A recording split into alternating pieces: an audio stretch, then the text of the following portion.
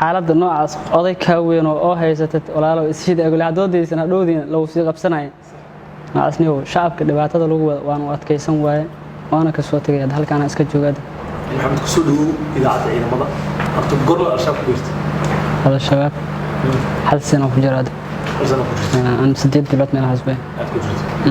okay deegaanka uga beerta aliyo baro ku tirsan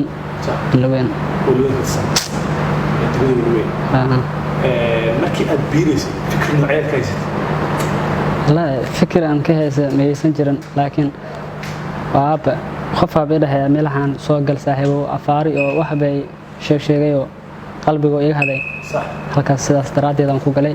فكر كودن وأنا أتكيسن وفكر كود فكر وقلدان أوكي قرما أركت مركان كبير ترى أركت سوما مركان كبير أيوة هل بال مركان شوي هراك سي أركيدي لما كان محط أركت سوما والله شعب كيو ولا دبعتين أيوة أو حدا جار سوقتي لو بقول دولار لقربا موت لو ولا سوقتي لبعتين يوشن دولار بشينا طبعا يعني $10 مركان شعب كيو أنا أتكيسن ويلدي صح الساسترات ده أنا أوصلت جاي فعلا أنا هين ده باب صدقتي مويه فعلا كل أقرأ عنه بسنين مشكلة بوشة اسكجر هذا وحركتي أو لسه قرح دتك لو ديبا ميلها لا سير لقى شعب كيو لا سير لبعتين شعب قرحي وكذا عايزوب وكله مركان ماشس هل أسكري هتكون مجرن شعب أبر لو سيدي مركان فكر كس وأنا أتكيسن وأنا كسوت جاي أوكي مركي أكسوت جيسي sidee adoo ka soo tagtay markii aan ka soo tagay ayagoo dhex joogaante magaalada aan isla joognay ayagoo la socdo meel aragtay oo qof la soo gaban karo oo gaarigooda meesha u yaala aan ka soo tagay markii aan soo tagay mootii aan diyaarsaday galabtii subaxdii qof la soo hadlay macal maxmed lahay markaan la soo hadlay kadibna waa soo xiriiriyay ciidamada xilligaas ay markaa iska soo baxay maxaad ka dareentay marka ciidamada la soo xiriirisay والله waxaan ka dareemay aysan jiran qeyshan aragtay soo dhaweyn iyo waxaas la arkan wax dhib ah meeshan ku arkin okay ma intii aan gudagelin xaaladda ka ciidanka u dhaxtay iyo intii aan gudagelin bal ka waran waxa jira dhalinyaro kulaalay oo kulomida oo nabadiidka al-shabaab ay fikrada ka qaldeen oo ku dhaxtay waxa tin dhalinyaro deegaankiisa jooga maxaad ugu baaqaleen dhalinyaradaas ku dhex jirtay fikrada khaldan والله waxaan ugu baaqayaa meesha ay joogaan waa meel qaldan inay yihiin ay iska soo dhiibaan dawladda Soomaaliyeed ciidamada khaasatan ciidamada danab okay bal ka warbixisa markaad ka timi al-shabaab soo dhaweyn noocaad kala kulantay ciidamada kuma isku daro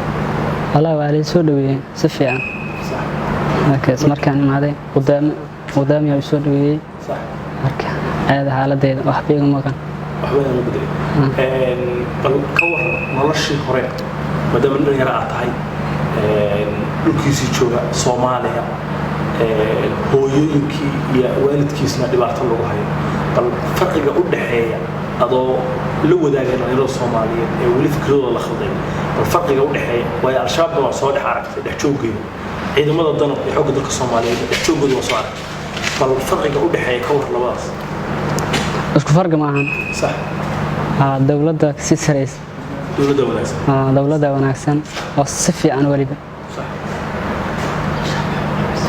okay al-shabaab markii aad ku jirtay al-shabaab maxay ku dhibtaa ma u qaabilsay dhanka maaliyadda qaabilsay oo nabadiidka okay bal ka waran markii aad ku shaqeynaysay shaqadaas maaliyadda dadka soo dhaqmo jirtay ka shabaab dhex jooga soo dhaqmo ayaga oo dhaqanayo si uu shaqeeyo marka maaliyadda shabaab dhex jooga ee bulshada dhex marayo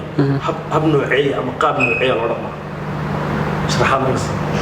baya habka ay u dhamaan hadii lagu dhiyo qaybta oo maaliyadda markaan dhex joogo boonadii waxay bay wataa boonada waxa loo wataa oo kaliya shacabkii loo soo qaatay Soomaaliya صح gaari qofkii soo gaday oo boon la'aan ah oo diiwaan gelin way mootada noocaas oo kale sidii badarka dalaga oo misagada digirta waxaas dhan waa diiwaan gelin ha okay qofkii aan lacag haysan ka war alaabta meesha sadiga wixii asigoo ku tagi karaa ama soo qaadana oo lacag laga rabaa haddii marba laga qabsado is waa lacag inuu keen maahan waan ma jirtaa waa qof weyn waa qof yar ama qof waayeena ama qof aan lacagaysan ma jirtaa wax oo maya lama arkay xaaladaas alla xaaladda noocaas oday ka weyn oo haysatay walaalo ishiid agul hadoodaysan hadhoodina lagu sii qabsanay naasniyo shacabka dhibaatada lagu wada waan u adkaysan waaye waana ka soo tagay halkaan iska joogada maxaad ugu baaqi lahay dhalinyarada Soomaaliyeed ku daawanaysa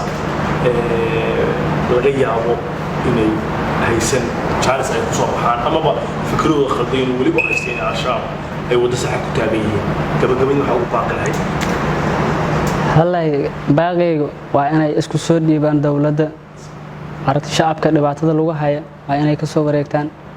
lambar soo raadsan oo la soo xiriiraan ciidamada oo dawladda inay soo dhiibaan sidaasna u baaqi lahaan